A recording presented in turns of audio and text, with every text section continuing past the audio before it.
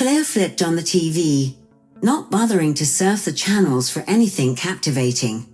The content didn't matter, she just needed the comfort of a human voice. It was her 60th birthday today, a milestone tinged with bitterness and discontent. The thought of spending this significant day alone gnawed at her. Her sons did call, sure, but she hadn't anticipated them dropping everything to be with their mom. Why would they? Birthdays had lost their sparkle ages ago for her. But when her boys and their families came over, that was the real celebration. That's when she felt youthful and important again. Claire didn't hold any grudges against her sons, she got it. These were tough times, and she appreciated the effort they put into securing a future for their own kids and maintaining their households.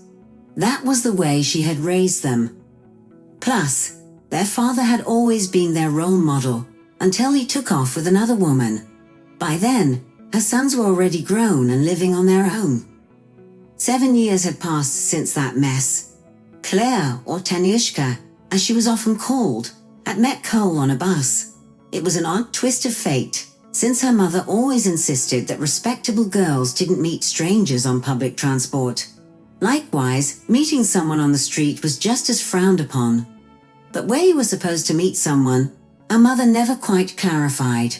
"What are you reading?" he had asked.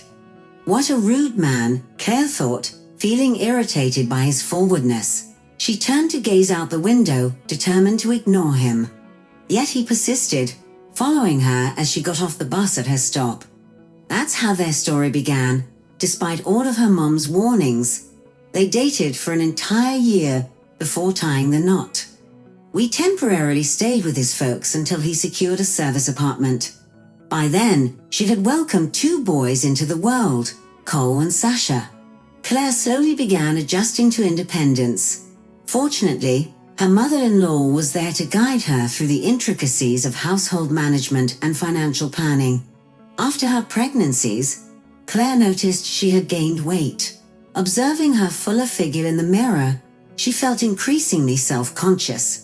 She worried that her husband might lose affection for her bloated appearance and start eyeing others. "You've got more to love now, whereas before you were as thin as a broth," Cole joked. He supported her, maybe not in the fairy tale way she had imagined when younger, but in his practical manner. He'd often ring her from the office to inquire about her lunch, peek under her skirt to check if she wore warm undergarments, and subtly place a chocolate or some cash in her coat. He consistently insisted on carrying the heavier loads himself. Never did he allow harsh words or raised tones in their interactions. Their sons, emulating their father's behavior, showed her nothing but respect, and later extended this reverence to their own families. Indeed, life grew challenging when the boys wed and relocated to various cities. The once bustling house fell silent and empty. Even then, Cole made efforts to lift Claire's spirits, purchasing tickets to movies and plays to see her smile and rekindle her vibrant spirit. And the children, they matured and drifted apart. Clinging to them wasn't an option. It was time for them to establish their separate lives. Thus, Cole and Claire found themselves alone. They made trips to visit their sons, or sometimes Sasha, along with his wife and kids, would surprise them with a visit. There stood her husband, clutching a tray. "Claire, I've always dreamed of bringing you coffee in bed, like in those classic movies," he mused with a grin. "Now it's my turn to pamper you." When she was younger, Claire had often fantasized about such moments, her husband serving her breakfast in bed. "I used to dream about this," she admitted with a soft smile. "Well, here it is," he responded enthusiastically. "Why didn't you ever mention it?" It felt awkward somehow. "You already do so much for me," she replied, feeling a bit bashful. However, the fantasy turned out to be far more enjoyable than the reality. Lounging with coffee amidst the sheets turned awkward. The cup wobbled precariously, threatening to spill, and crumbs from the sandwich rained down mercilessly onto her nightgown. Still, Claire deeply appreciated the thoughtful gesture from her husband. Then everything went haywire. Cole started coming home late, attributing it to his new responsibilities as the factory director, insisting he had to keep an eye on everything. Claire got it, knowing that with his promotion, his workload had significantly increased. Her own tasks seemed trivial in comparison. She tried to lighten his burden by cooking his favorite meals. One fateful day, as she was heading home, someone snatched her purse.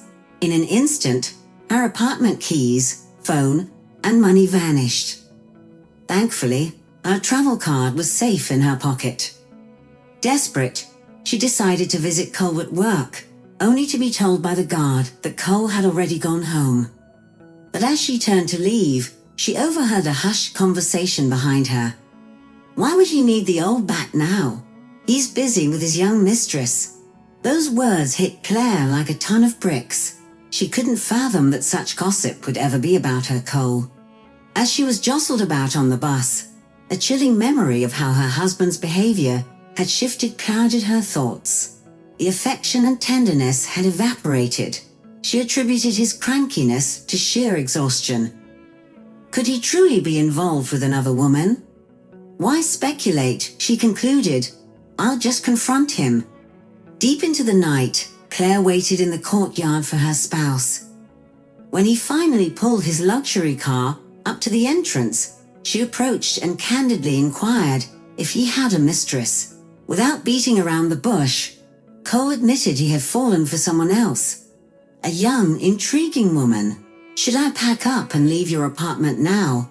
She asked, realizing she had no other place to go.